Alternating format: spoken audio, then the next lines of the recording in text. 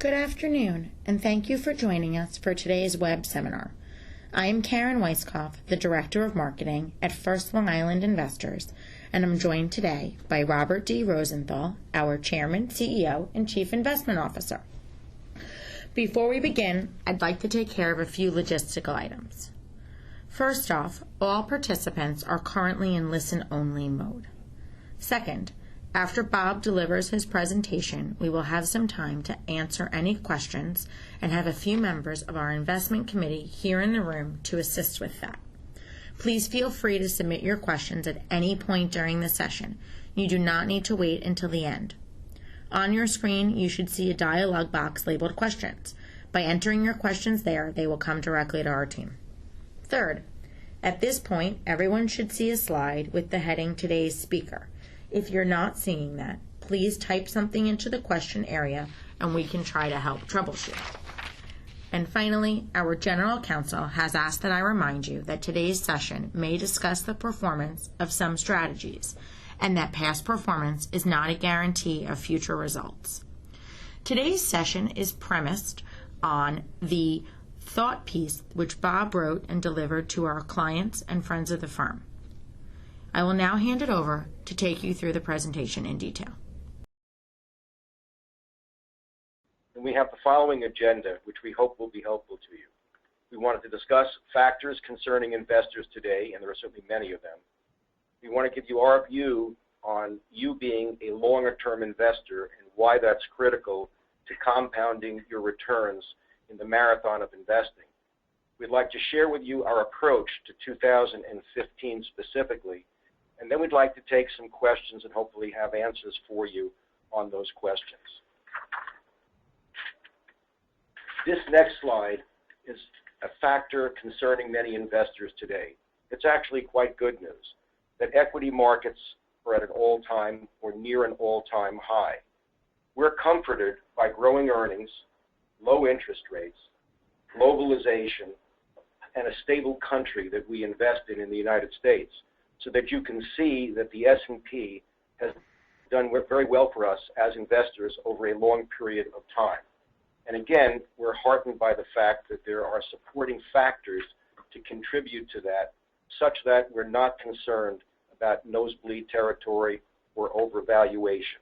But again, as you can see, this chart goes back to March of 1957, and it's a long period of time that we're looking at. So again, investing for the long term is a marathon, and that's important to us as investors. This next slide, or slides, the charts, show you a factor concerning investors also today. Not only do we have very high equity markets, but we have lackluster fixed income returns. And if you look at the top chart, it's a 10-year Treasury historical yield going back to 1995. That's a long period of time. But as you can see today, rates are very low. They're either at or below the rate of inflation that we expect. So in other words, you're getting a 0 to negative yield on your investment, either by investing in a 10-year long-term Treasury, or if you look at the bottom chart, you'll see a similar chart going back to 1995 for 10-year municipal bond yields. Again, in the case of the Treasury this morning, it was approximately 1.8% pre-tax and pre-inflation. And if you look at the 10-year municipal bond historical yield, it's probably slightly below 2%. And you have to ask yourself, is this a good investment for us over a 10-year period? We don't think so, and we'll talk about that a little bit later. If you look at this next chart, again, we're looking at fixed income yields going back a fairly long period of time. And again, we're trying to show you that our 10-year Treasury, as of 1/31/15, was 1.64%, slightly higher today. But if you also look at what's happening around the world, the German and Japanese 10-year bonds are also at incredibly low rates. 30 basis points, or 0.3% for the German 10-year bond, and a little bit less than that for the Japanese 10-year bond. Again, investors all over the world are facing very, very paltry returns from 10-year bonds anywhere in the world.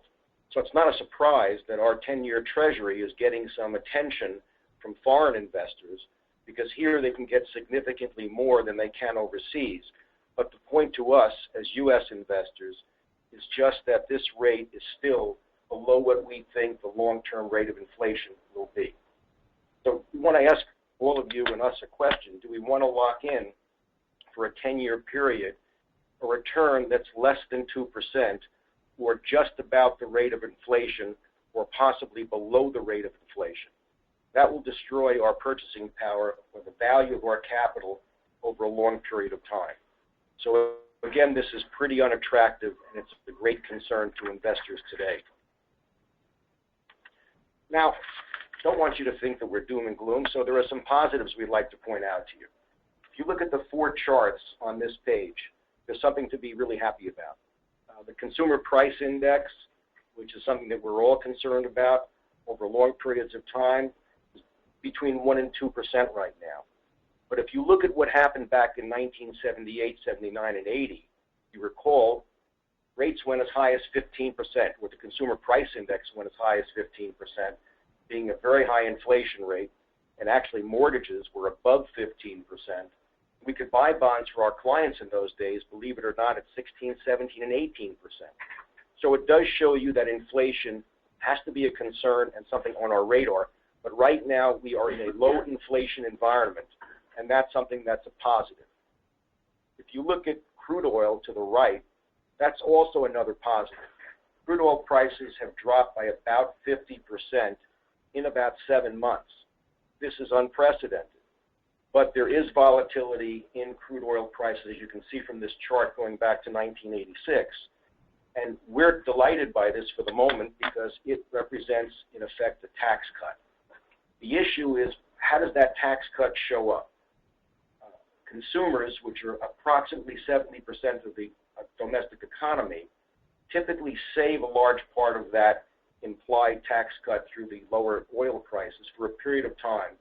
And then when they believe that the lower oil price or energy costs are sustainable, they start to spend. And that'll be reflected in consumer spending down the road, possibly 6 to 12 months from now. So this is a positive to us. And there are many businesses that obviously benefit from lower costs of energy as well in the manufacturing sector. Of course, if you're investing just in oil stocks, you've seen great volatility, and they're cutting back on their production. They're cutting back on their research and development, looking for new oil, and hunkering down until prices return to some stability. In our opinion, the drop in oil prices has been the result of increased supply, particularly coming from the shale production in the United States, a bit of lower demand coming from the recession in Europe, China slowing up a bit, and a component of political uncertainty caused by the Saudi Arabians, who we believe are trying to impact the Russians and Iranians by hurting them through lower oil prices. But to us as investors in the United States and as consumers in the United States, this is a net positive. And just anecdotally, typically, when oil prices go down, the history of the stock market, we believe, has been to go higher. If you look at the chart in the lower left, this is the civilian unemployment rate seasonally adjusted. And as you can see, there's been a big spike down to where we are at 5.6% as we stand today. As many of you know, tomorrow the government will release the employment number for the month of January, and we'll get a better insight into just how it's going. But the trend has certainly been much better, and more people working, even though the participation rate is somewhat lower, is good for the economy and good for the stocks that we invest in, and also for the bonds that we invest in for certain corporations. Last chart on this page, which is noteworthy, is the chart on the lower right corner, and that's the federal budget deficit, or surplus as the case may be, which doesn't happen too often. The good news is that the size of the annual deficit has been reduced, and that's through higher taxes, modest growth, and modest earnings growth, both from individuals and from corporations. So the good news here is that the annual deficit is lower. The bad news, something that we have to always be concerned with, is that our cumulative debt in the country today is over $18 trillion. Still something that we have to deal with going forward. But the net of these four charts, pretty positive. Now, there are some other concerns that we need to address, because this is what we hear about on a daily basis, and it's a concern. Certainly, the slowing economy in China is something that you read about, you hear about, and it causes volatility. For years, we had expected the Chinese economy to grow 8 to 9%. Now we're hoping that it grows between 7 and 7.5%. It is our opinion over the next several years that will slow to 5 or 6%. And the type of growth in China will change from infrastructure to more consumer-driven. There are some positives with that, but the headline of the Chinese economy slowing is something that will garner the attention of investors all over the world. In addition to China slowing, we still have Japan in recession. And despite Abenomics, which is an attempt by the Japanese government to stimulate the economy, it really hasn't worked very well. Cheaper oil will certainly help Japan because they import virtually all of their energy. But right now, Japan, which is probably the third largest economy, is one that is in recession. There's not enough growth there, so it is contributing to a slower or more moderate global economy. Europe is on the brink of recession. Despite what you read about this very strong German economy, even it has been humbled by a variety of factors, including the Cold War, if you want to call it that, with the Soviet Union, and the many sanctions that have been imposed. So Europe right now is borderline growth, if any at all, and it has recently announced, just within the last week, a quantitative easing program similar to that which our country embarked on years ago. And this has bolstered markets in Europe, and there's an expectation or a hope that it will stimulate growth and lead to a better economy. We haven't seen it thus far. It's very new. This quantitative easing program is just about to start.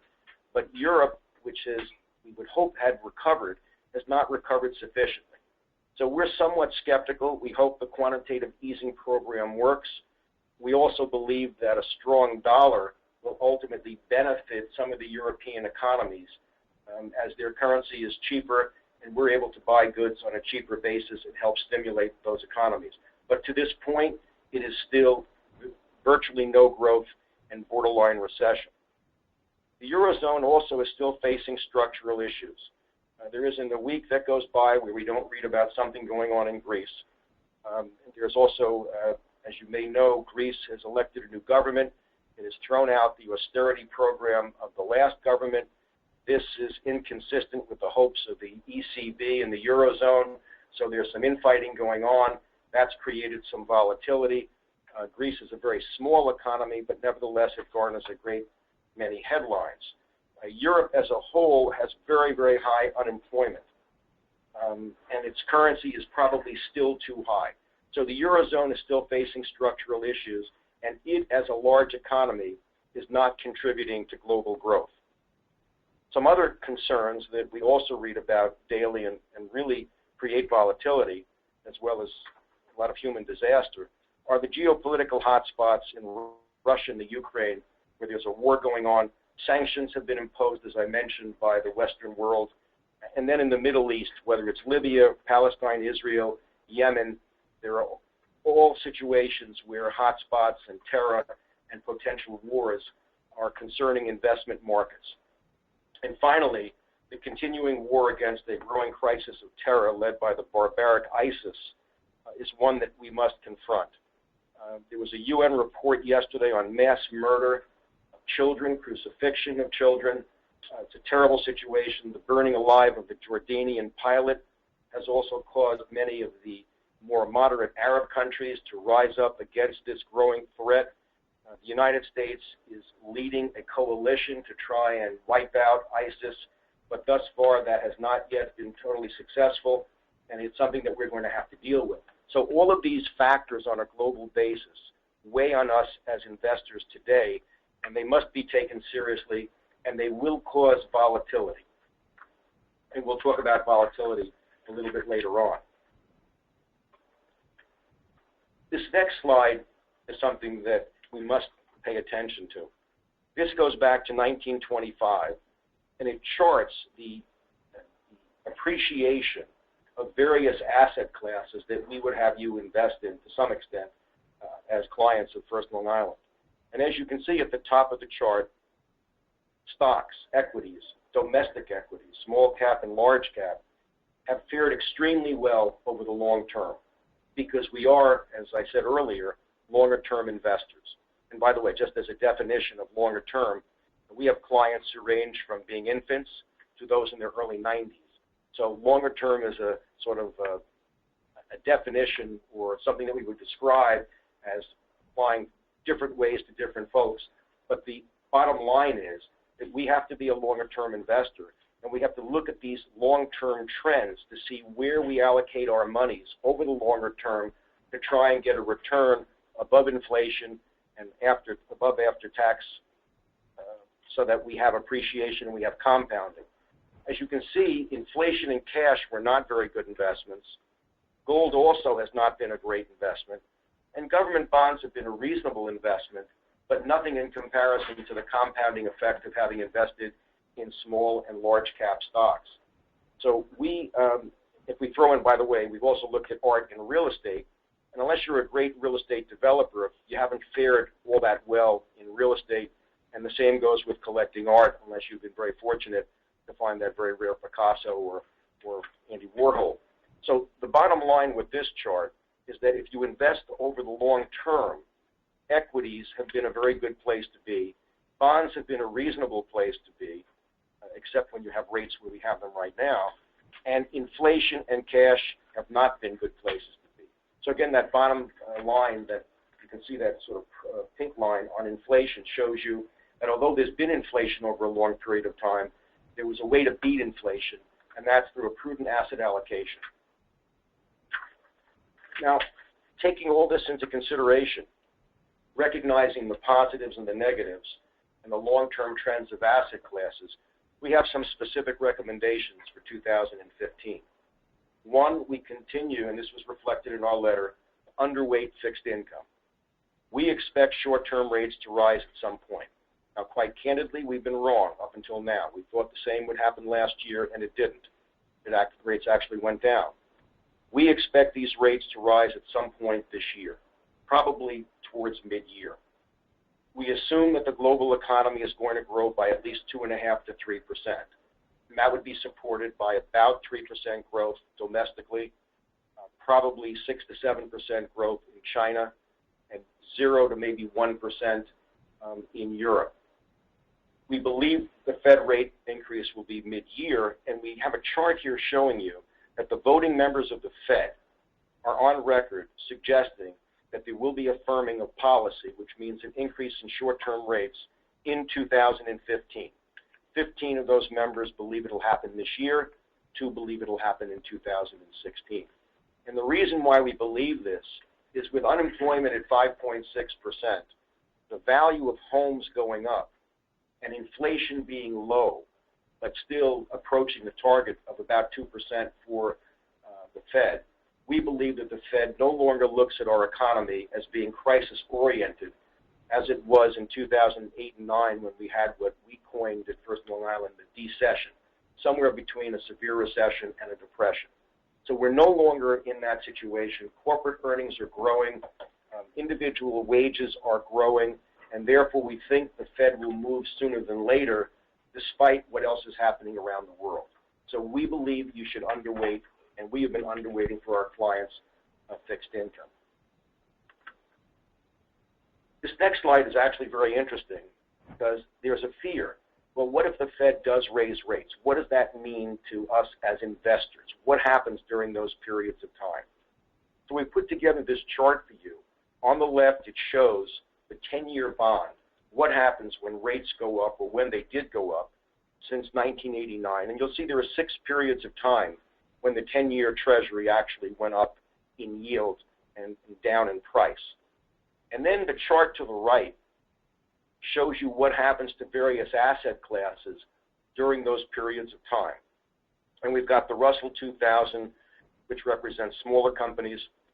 We've got the HFRI Fund-Weighted Composite, which represents some hedge funds. We've got the S&P 500 Dividend Aristocrats, which will represent those companies that have been big dividend growers for many, many years, more than 25 years.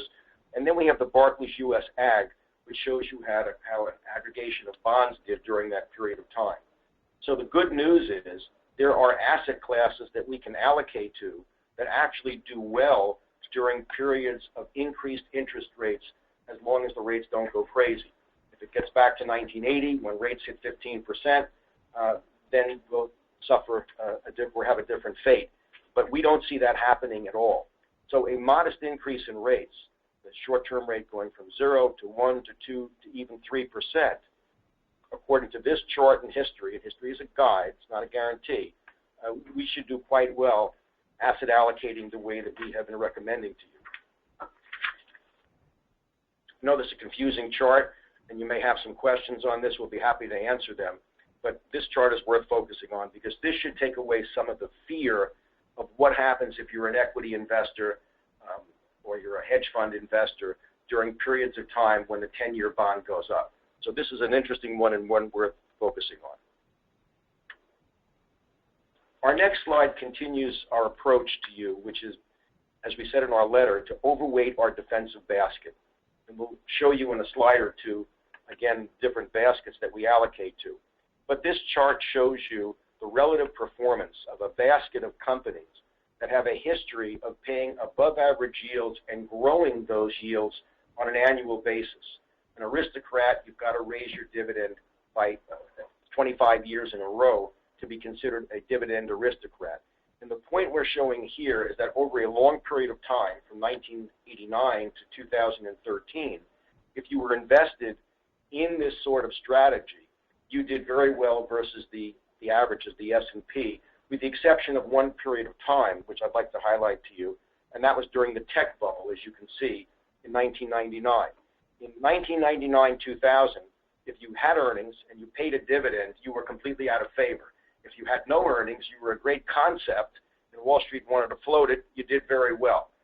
So that was a very rare period of time, and we know what happened immediately thereafter.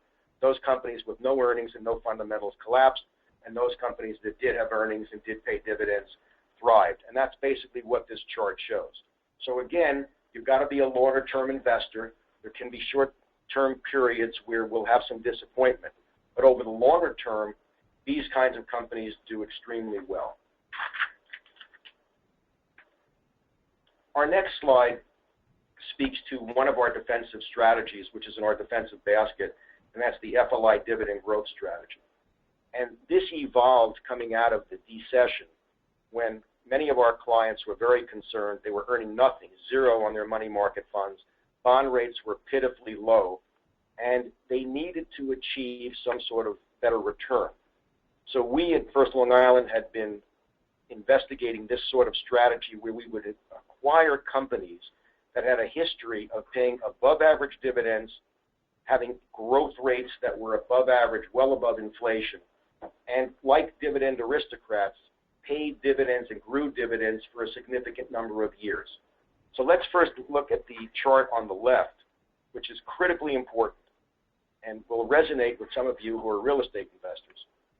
As you can see, each year that we've been doing this strategy, 2010, 11, 12, 13, and 14, we've had a growth rate of an average of about 9.2%. So not only did these companies pay a dividend, but they grew their dividend on average by 9.2%.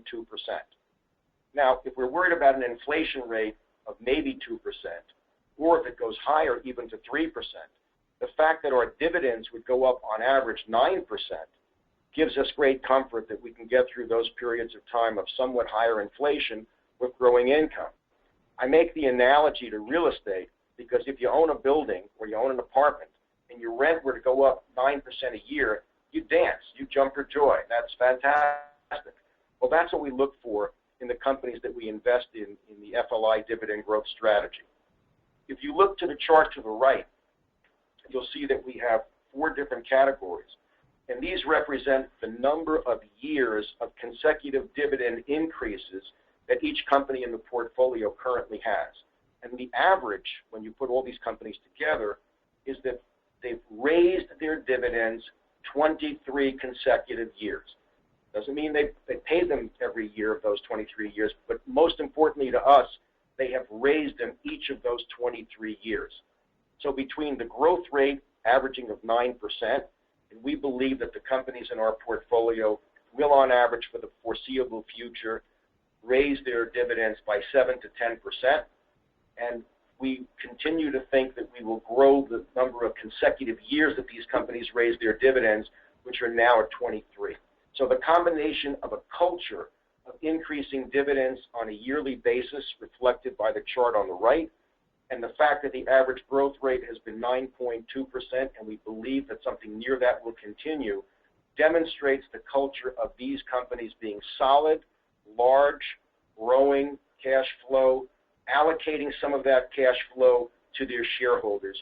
And over history, based on our academic analysis, dividends have played a significant role in appreciation over long periods of time for investors. As one used to say, cash is king. You can always depend on a dividend, a cash dividend being paid to you on a quarterly, for the most part, or semi-annual basis, and in very rare occasions on an annual basis. And if there are periods of volatility, the fact that you continue to get your dividend on a quarterly basis for the most part is very reassuring and takes away the fear of volatility in the market and perhaps causing an investor to act emotionally and sell out. Instead, you'll collect that dividend and you'll wait for the market to respond to the fundamentals. Now, the next chart many of you have seen in your visits here or on our website, and that is our approach to asset allocation. Our approach in 2015 is to overweight defensive strategies. And as you can see, just to take you over something you've probably heard from us many times before, we have security investments, which are primarily cash and fixed income. We have defensive strategies listed here, including dividend growth, which I've just spent a few minutes talking about. We've got traditional equities, a variety of different strategies, and then we have private investments. The private investments tend to be much more illiquid. They take years to develop. We hope the returns will be greater than our other strategies, but you're taking somewhat greater risk and you're getting some illiquidity for that.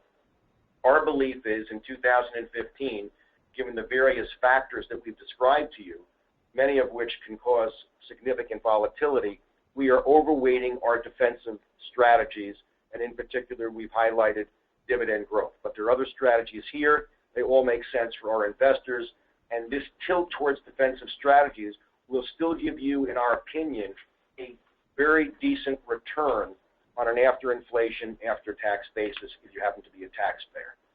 So again, this is a template that we think you should give a lot of thought to. It's something that we do, as you know, on a quarterly basis. Our investment team, which is sitting around me right now, we review each of our clients' asset allocations every quarter, and we look to see if adjustments need to be made, either based on market conditions or personal circumstances to each of our clients.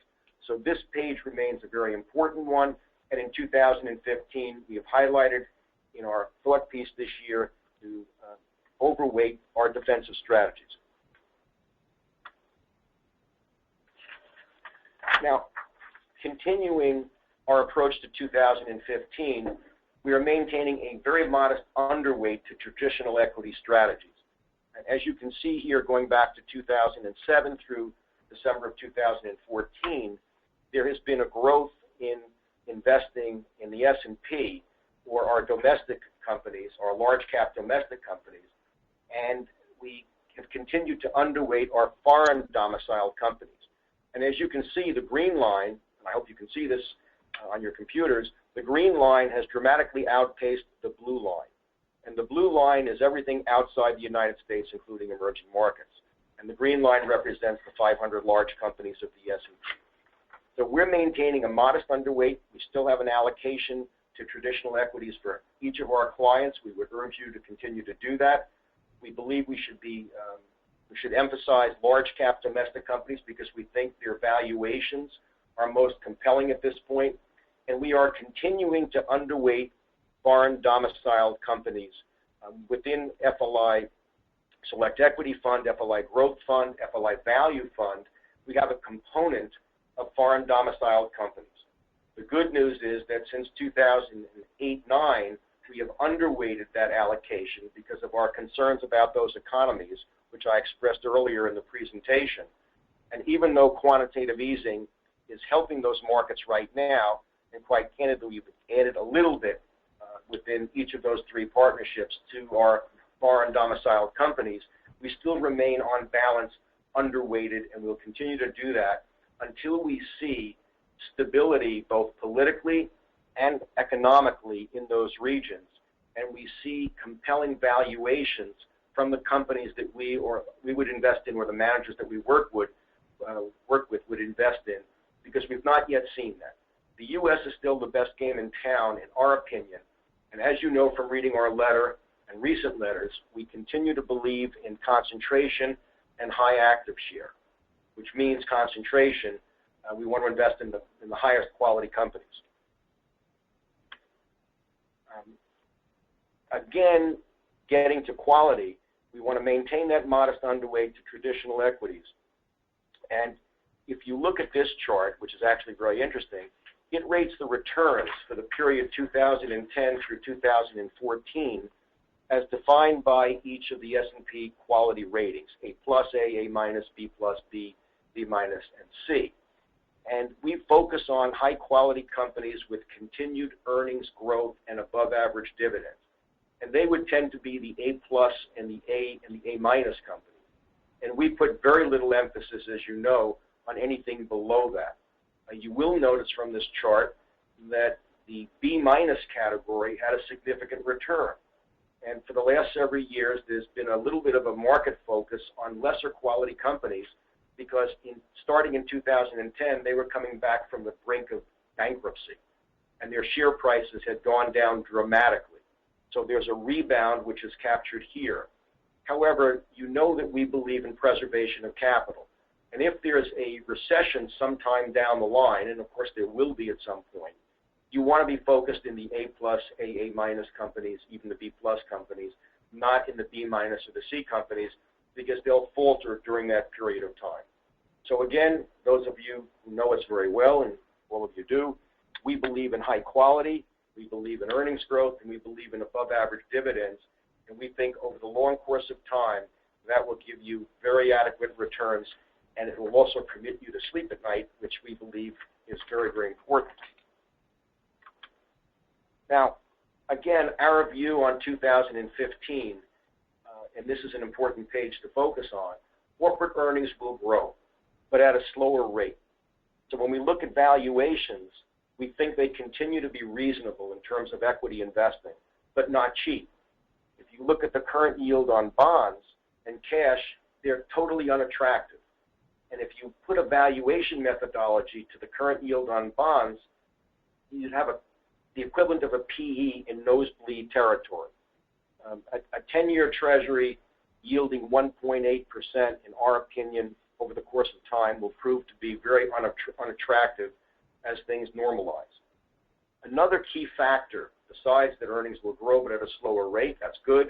Valuations will continue to be reasonable, that's good, but they're not cheap, so you've got to be selective, high active share. We've got to be very careful to pick the better companies. The current yield on bonds, as I've stated, in cash are not only unattractive, they're just unappealing. But volatility is going to play a role and may be caused by the following.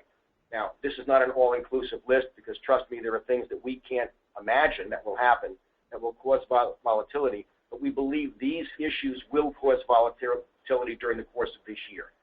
The Fed raising rates, if it happens this year, we believe it will, as we suggested to you earlier, this will cause some volatility.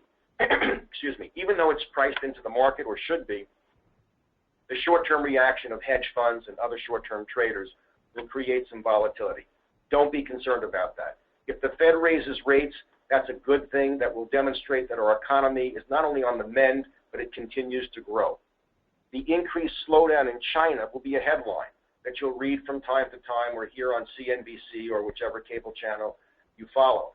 So if you hear that China's only growing 6%, oh my God, the markets may react temporarily, certain commodities may drop because not as much of it will be used in China, but still China growing at 5, 6, or 7% as the second largest economy in the world is very good growth and will support the global economy. If there's a failure of the quantitative easing in Europe, that will also cause volatility because many of the European countries will fall back into recession. So again, this could cause some volatility, and we're going to watch it very carefully.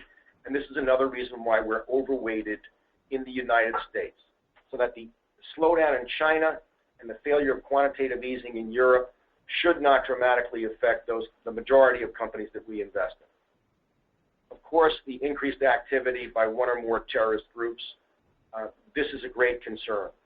We can't look at a newspaper or put on the television any day of the week without reading about some atrocity, and the Western world or the free world and our moderate Arab countries that are allies of ours are all coming together to try and figure out a way to contain and destroy these terrorist elements that are causing fear for everyone who travels in the world or anyone who conducts business in the world.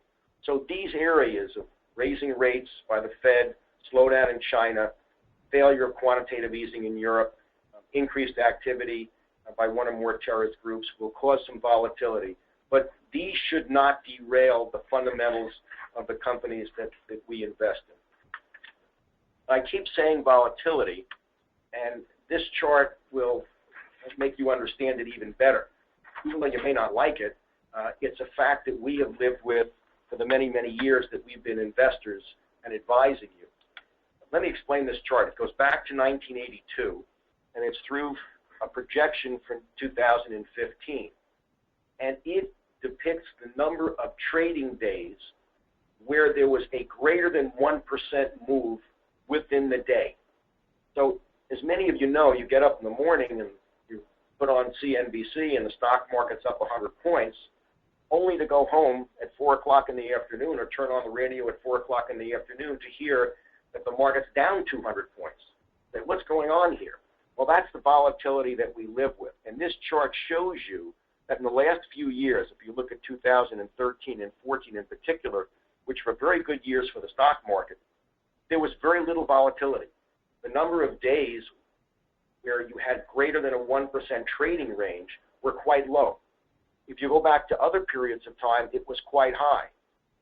And don't jump ahead and think just because there's a lot of volatility does it mean that you can't make money in the equity markets. Because if you look at 1997, 1998, 1999, where there was significant volatility, the markets were up over 20% a year in each of those years. So volatility can be a good thing. It gives us an opportunity to put your money to work more efficiently. We're able to buy with better valuations when there's volatility. But volatility makes us all as investors uncomfortable. But it's a fact of life. And if you look at 2015, the bar to the extreme right, you'll see that we're projecting a higher volatility than we had in 2013 and 2014. And I can tell you, after the first 31 days in January and a few days in February, we're going to live up to that projection, and volatility should be higher than normal. And we've said that in our letter to you, and that's one of the reasons why we truly believe that a defensive tilt at this point will still give you a good return, but you'll sleep better at night, and you won't act emotionally in taking monies out of your investments in the event there's volatility, which we do not think will upset the fundamental earnings growth that we see and the attractiveness that we see in the investments that we're making for you. But please be aware, volatility will play a significant role this year. It's already started off that way. But that doesn't mean you have to be afraid. The last slide is the quote that we used in the letter. And we have this in there because wars are not won by evacuations, and this is Winston Churchill. Now, of course, those of you know that Winston Churchill was not Warren Buffett, not a great investor. He was just a brilliant man, a brilliant person who did wonders for the world. And what we're trying to say here is that investing is a marathon, and many times you think you're at war because of the volatility, because of the wall of worry that we have each year that we face as investors. And what we're suggesting here, when you look at the charts that show how long-term investors have prospered by investing in equities, by investing in bonds to some extent, don't be afraid of the war and don't evacuate. Don't make the mistake of saying, I made a lot of money last year, so I'm going to take it out of this and put it into something that gives me no return, because that's not the way to win the war. And we thought this quote from Winston Churchill made great sense for us as investors as we are in uncharted waters with markets at a high, but again, supported by record earnings, supported by very low interest rates, supported in the U.S. by a very stable government. We can do better as a government, we all know that, but we are the stablest and best place in the world to do business. So we're optimistic. We're optimistic about the future. We have some caution, which we've shared with you. We believe you should address and adhere to the defensive tilt that we've suggested, and we're happy to answer questions that you may have at this point. And we hope this has been helpful to you. Bob, thanks so much. As we said, we'll start the Q&A portion. You won't be able to ask a question live, but you can type it in that questions pane, and then we'll give them to Bob or a different member of the investment committee. So if it's easy, I'll answer it. If it's not, I'm going to pass it on to my colleagues and partners here. So let's start with a question we've got, which is, Bob, or however you want to answer, what do you see as a reasonable return that an investor should expect? Well, that will vary by the asset allocation. And as you know, we're very proud of the fact that we customize asset allocations for each of our clients. Even clients within a family have different asset allocations. But if we were to look at what we think is a reasonable asset allocation in the world that we're in today, spread amongst the four baskets that we showed you on one of the earlier slides, we believe that we're targeting on an after-fee basis about 6%. And that is what we think we can achieve over a period of time. It may not be 1 year, it may be higher 1 year, a bit lower another year. And there'll be times that we perform very, very well and times we perform not quite as well. But we believe that 6% is a very reasonable target for a conservative investor with a diverse asset allocation. Great. Hopefully that answers the question. Another question we have is, is the team at First Long Island worried about a strong dollar and how that could impact negatively or positively the stock market? Well, that's a tough question. I'm going to give that to Phil Malikoff. Thanks a lot, Bob, and thanks for asking that question. So this is something we've actually put a lot of thought into since the dollar started showing some strength late last summer and into the fall. And I think our first thoughts, and indeed conventional wisdom, would say that a stronger dollar is likely to be a headwind for stocks. But as we did our research, it showed that this really wasn't the case. And so let me just take through a little bit of a backstory here. In the current environment, Bob explained that there are a lot of problems around the world. Developed markets like Europe, Japan have economic issues. Emerging markets like China, Russia, and others have their own problems. So right now, the U.S. and the dollar is viewed as a safe haven. And what that means is that foreign capital is flowing onto our shores. And a lot of this capital finds its way into our equity markets. And so what this does is it pushes price-to-earnings ratios higher. And so what's a PE ratio, for those of you who don't know? Really, it's just a multiple that the markets will pay for a stream of earnings. And as this multiple goes higher, all other things being equal, equity prices will go higher as well.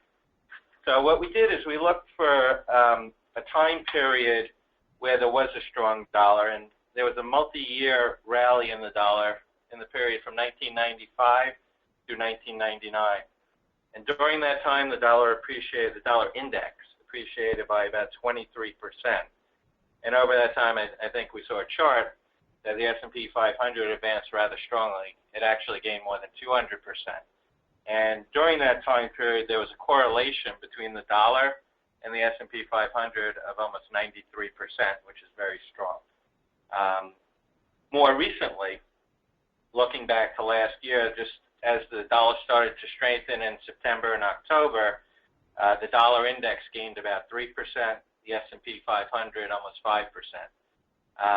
So, our research shows that a stronger dollar is good for the equity markets, and it's good for the economy. Stronger dollar means lower import prices, lower commodity prices. It's easier for Americans to travel abroad. And as I said, this will grow our economy and, in effect, our equity markets. Let me just hitchhike for 1 second on that very thorough answer from Phil. Interestingly enough, we have a sort of a bunch of factors that give us some cautious optimism. We've never seen, actually, one of our mentors who's been doing this, been in the investment markets, believe it or not, for 60 years. He made the point to us that he's never seen an equity market go down when there was a strong dollar. And he's never seen an equity market go down when oil dropped precipitously. So we have a number of factors that support our fundamental analysis, including, by the way, in the third year of presidential elections going back to 1950, markets have done well. So we feel that way. Strong dollar, cheap oil, and third year of a presidential term. But that's going to be tempered with the volatility that we expect to happen, and that's why we have this slightly defensive tilt. But don't read that to be that we're not cautiously optimistic, because we are. Great. So the next question we have is, are there sectors that we would favor or sectors that we would avoid? That's an interesting question. We are more bottoms up, so that we don't try and play a sector. I will tell you that one sector that's been very good to us has been biotech, but that's because the fundamentals of a company like Celgene or a company like Gilead have done extremely well. And by the way, both of those companies are in a number of our different strategies. So we don't try and look for a sector. Obviously, with oil collapsing, we've had a very, very underweighted allocation to oils, because we don't like trying to figure out the price of a commodity. We don't think that's something that we or anybody can be very good at. So we really don't look for specific sectors. We like more defensive sectors, healthcare as an example, but again, it's because of the fundamentals of the companies within that sector. If you look at our dividend growth strategy, we have a lot of consumer staples. Companies like Pepsi and Coca-Cola, to give you an example, Pepsi being a very good example of a company that has not just a great soda business and water business, but a great salty snack business that's globally accepted. So companies like Coke, Pepsi, Procter & Gamble, we can go down the list, are companies that, with a growing middle-class population around the world, people want those products. And they tend not to cost a huge amount of money. So the repeat sale is there. It's not going to bankrupt anyone, to purchase those products. So those are the sectors we look at. But we tend not to look at sectors. We tend to look at companies. Either we or the managers that we work with are bottoms-up investors. We look at companies. Great. I think that helps a lot, and we will hopefully that answers the question that we got. Great.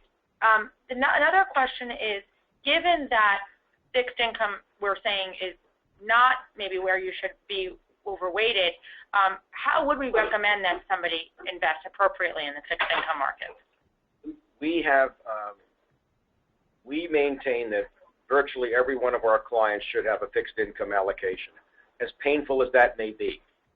And we believe that we don't have a crystal ball, so that when things go very bad and fixed income holds up well, it's sort of an anchor. And we believe that rates will ultimately rise. So having a fixed income allocation makes sense. What we don't believe in doing is trying to find yield by either cheapening quality to a large extent and buying junk to try and get a higher yield, or by buying a bond going out 20, 30, or 40 years. Because if rates go up, the value of that bond, at least temporarily, on paper, will go down dramatically. As I saw in 1980-81, we were buying government-guaranteed bonds, they had those in those days, at a 5% rate, which was much higher than a passbook savings account, and it was tax-free. and they went from 95 cents on the dollar to 45 cents on the dollar when the cost of living went way up and interest rates went way up. And even though clients say, don't worry, I'm going to hold on till maturity, it won't bother me, when they get their brokerage statement and it shows a severe decline in their bond holding, they react the same way they do when they have a stock that goes down 20 or 30%.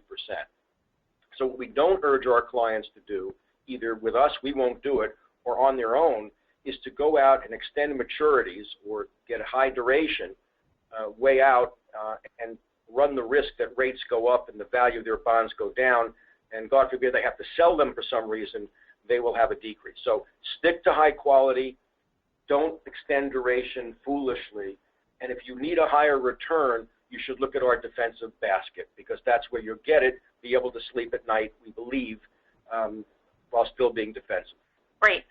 I think we have time for one more question, and that is, not sure you have the numbers handy, but what is the historical rate of return for real estate, and is now a good time to buy? That's a good question.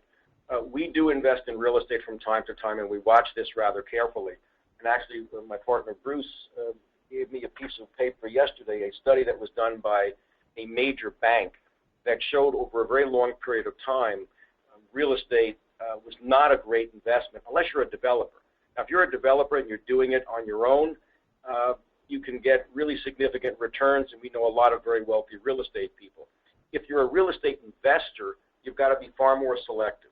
So I believe that real estate, or we believe that real estate can be a good investment. And a matter of fact, we at First Long Island are investigating and doing due diligence now on a possible real estate investment that includes mezzanine financing, where we believe there could be a significant return or a decent return, a return certainly that would compete with our equity asset allocations. But we have not completed the due diligence on that as of yet, and we're not sure it's suitable for all of our clients.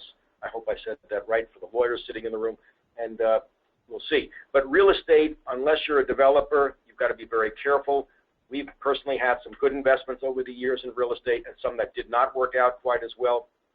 So it's not something that the average investor can just invest in and assume that he or she is going to do much better than the other allocations that we have. Great. Well, we're just about out of time. So on behalf of the entire team here at First Long Island, I'd like to thank everyone for joining us. I hope you all found the session interesting and insightful. For our clients on the line, I just want to remind you that our investment committee is always available. If you want to discuss your individual asset allocation or anything else, just give us a call. And when you close out of the event, there will be a quick 3-question survey that if you could take less than a minute to fill out, we would appreciate it. We hope everybody has a great afternoon, and we look forward to hearing from you soon. Thank you. Thank you so much.